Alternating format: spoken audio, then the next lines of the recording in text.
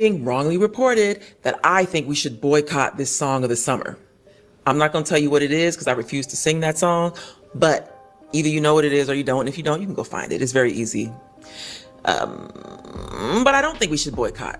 What I want is to see people understand the power of words and music and to make choices that are healthy for them. That's what I want. Do I think it matters what I want for people? No. I have finally learned that it doesn't matter and that there's no amount of sacrificing my life force energy that is going to make anybody want anything better for themselves. All I can do is emanate what I emanate, stand for what I stand for, and hope that it reaches who it's meant to reach. And that's it. And that's all I'm going to do. And so my comment makes it very clear that I don't think we should boycott. My comment is tantamount to everybody doesn't want the same thing. And there are a lot of people who are saying it's just a song. Well, if that's what you think, enjoy. But what I know is that music has power. But of course, I have used that power to help some people. And I have traveled around this world twice. And I see the impact of what we export out of the Black American experience to the rest of the world. Longer story for another time, but I've seen it. So I know, and I'm telling you what it is, but you enjoy if that's what you want to do. I deleted the last live. Cause I had some more. Hey, shout out to Young Miami. Got the hottest record in the world, not just the country. The hottest record in the world. They singing this in China, in Russia, Ethiopia. Got. Shout out to Young Miami, one of the baddest, finest little in the game right now. You bad body old, not one giving how you feel about this young girl and her song. All the negative music that come out, you want to simply try to target a young Black female that's doing something positive, that's in her bag right now.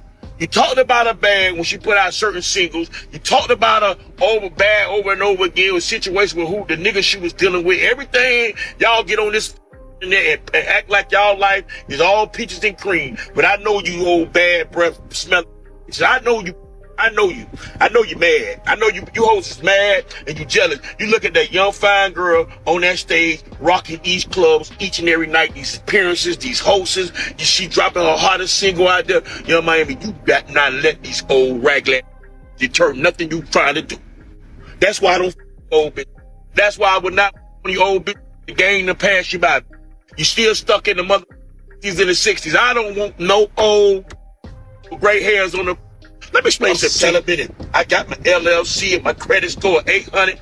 Stick your 800 credit score up your, and your LLC ain't making no motherfucking money. Stick 8 for everybody. If you don't like it, just turn off your radio, close and cancel your subscription. They do not want to be old and miserable like you for the rest of their life. They want to smoke a hookah, hit them a joint, take them a shot of Don Julio or Patron. They want to get flued out. They want to put that shit on and get real good. You dumb, ignorant.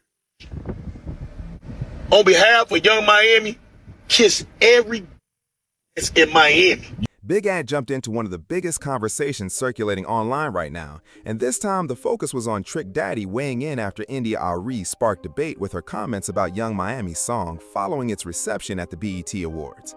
The discussion really took off after India Arie posted that seeing the crowd celebrate the performance made her realize not everyone wants the kind of freedom she believes in, and that message quickly divided social media. She later clarified she wasn't asking anyone to boycott the music or change their opinions, saying she was simply sharing her own perspective and inviting people to agree or disagree without forcing the issue. Since then, several voices have entered the conversation, including Trick Daddy, and it's not surprising considering his ties to Miami and his support for Young Miami. From my perspective, part of what Trick Daddy said may reflect his genuine beliefs, but it also felt like he was speaking to a particular audience while taking advantage of a trending topic. Sure, there are points he probably truly believes, especially when talking about generational differences, but some of the rest felt more like adding fuel to an already heated debate. At the same time, I don't think it's fair to dismiss India Arie for expressing an opinion that lines up with the message she's been delivering throughout her entire career. She's been promoting self-love, natural beauty, and confidence in songs like Video, encouraging Black women to embrace who they are instead of chasing unrealistic standards. Because that's been her message for years, it's hard to argue she's suddenly switching up just because Young Miami's song became a hot topic. Even if Trick Daddy never mentioned India Arie by name, once you step into this particular conversation, people are naturally going to connect your comments to the person who started the discussion. Whether people agree with her or not, she's entitled to express that viewpoint, and I can't honestly say she's being inconsistent when she stayed true to the same principles all along. I enjoy hip-hop myself, including music about getting money, hustling, and street culture, but that doesn't mean I have to pretend every criticism of the genre is automatically wrong. You can appreciate the music while still acknowledging that some of its messages deserve to be questioned, and those two ideas can exist at the same time.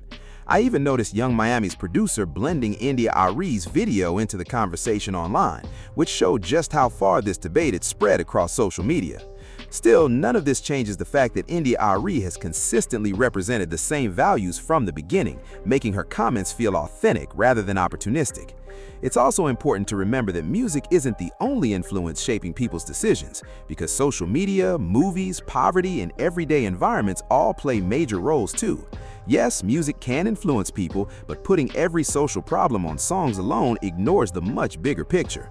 And despite what some lyrics might celebrate, the overwhelming majority of Black people get up every day, go to work, and live honest lives.